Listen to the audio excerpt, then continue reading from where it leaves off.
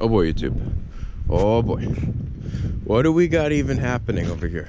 Looks like we got a completely totaled blaster frame. Looks like it's been to hell and back 20,000 times. And then we got this Ninja 500 here, just in the same boat.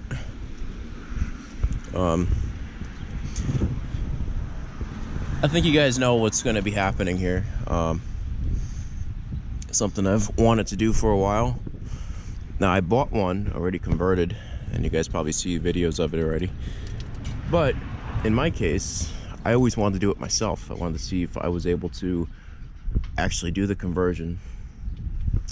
So what you guys are looking here is at a 2006 Ninja 500 and a 2006 Yamaha Blaster 200.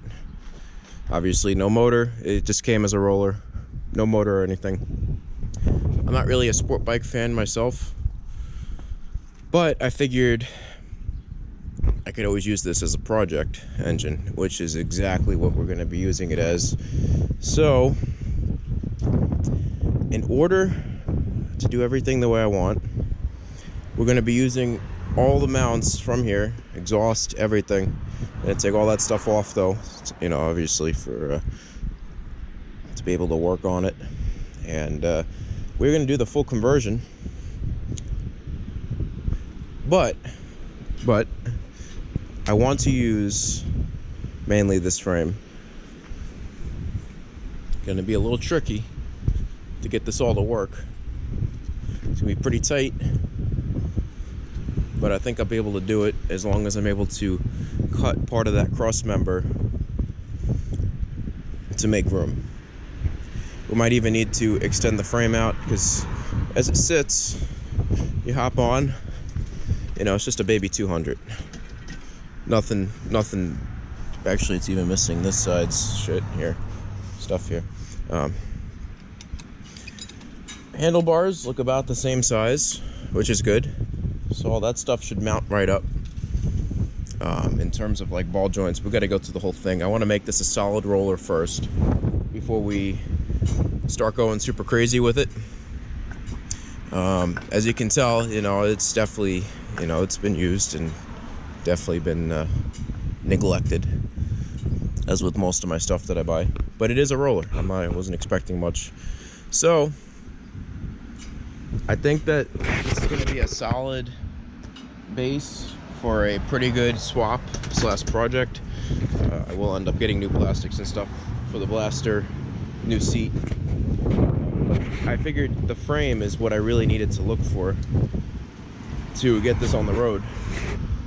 And it should be, I think overall, I mean the frame itself looks pretty solid, right? So that looks solid to me. Everything else needs work, but that's fine. It was the same with the Ninja, so it's right about in the same boat for both of them. You know, the more I look, if I'm able to somehow modify this, see, the whole thing is I want to keep the VIN from this bike because I have a clean title for this bike, so I want to keep it actually on the frame when I do all the cutting. So I think that's going to be my hardest part, is getting all that and keeping the VIN, which is on the front like that. I wish it was located somewhere else in a little bit more of a convenient area, but it is not, because I want to use the fuel tank from here. Pretty much this is going to be the solid base for everything that I use. Now I guess we can start by and these decapitated plastics. Oh, look at that. It even had a somewhat decent air filter on it. That's nice.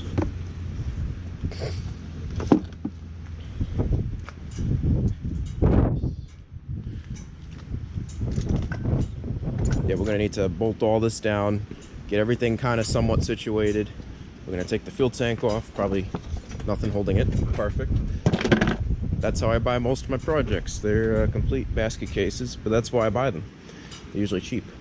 So this rear shock actually looks good. So that's money right there that I'll be saving. The big thing with this though is, like I said, we're gonna have to cut and weld it in there somehow and get the brackets and everything to fit. This should be a pretty insane blaster, but all the projects I see on YouTube regarding blasters and regarding swaps like this, they never really go into detail about what they actually do. So I figured let's do that. You know, it's a learning experience for me, be a learning experience for you guys as well. Be able to see what I go through to get this going. Now I know all the wiring works with this setup that's on here, but I don't want to use this because, as you can tell, you might be able to tell, they really tattered up and just crisscrossed everything, and it's kind of garbage. So I'm gonna go through it. We're gonna do it the correct way. In terms of stuff that we're gonna end up actually using, I'd like to use this master cylinder here if possible, at least in the beginning. And that only goes to the front, which is perfect because this should have rear brakes. It does not at the moment, but that's fine. That's all stuff I can wire up down the road. I could probably even use, I think they're the exact same size for the two of them here. So like I said, everything seems like it's gonna bolt up pretty decently to this. So I shouldn't have a problem with mocking up and mounting a lot of this stuff. But like I said, the hardest part is going to be keeping this entire front end. Well, not this, not the front forks or anything, but I need that part of the frame at least until, like, I don't know, there. So like I said, there's going to be a little bit of cutting and modifying. Let's actually let me grab the tripod for you guys. I wanted to and I figured since I'm off right now, this is perfect. This is the kind of project I've been looking for.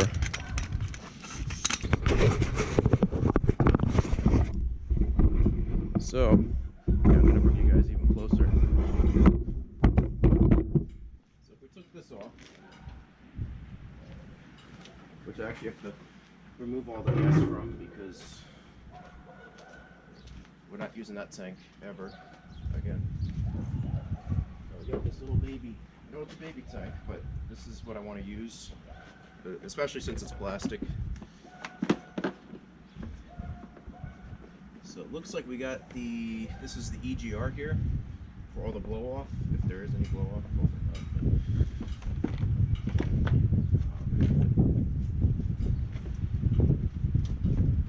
Now just looking at it right now, I know it would be a very tight fit, but I definitely think we can make it work. The electronics are all going to have to come off. I want to keep them all together when I start taking them off. But before we go that crazy, I definitely want to get this into a solid roller again. So I want to tighten all the bolts, make sure this thing's not going to fall apart on me as I'm putting all this together. But I think that this would be a perfect candidate, since the frame is not looking that good anyway right now, as it sits. Yeah, I think this is an actual steel frame, which is good because we'll be able to use the MIG welder that I have.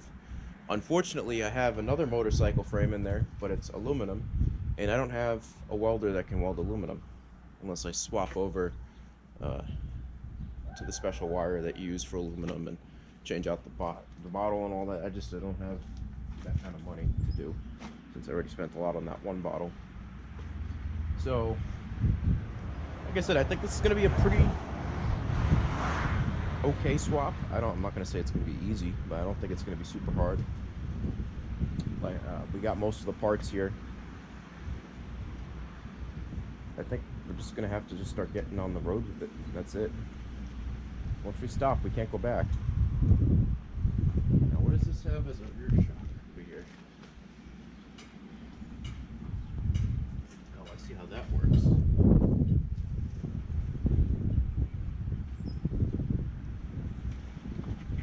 would be great.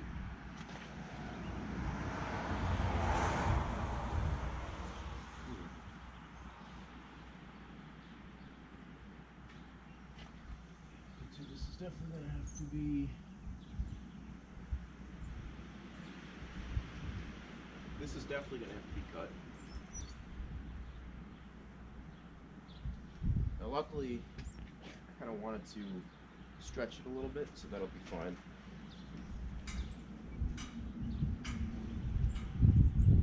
This is definitely going to be an interesting swap. Alright, YouTube, let's just get on the road with this. I want to see what I can get done today. See if we can get a little bit done. And go from there. Alright, YouTube, stay tuned.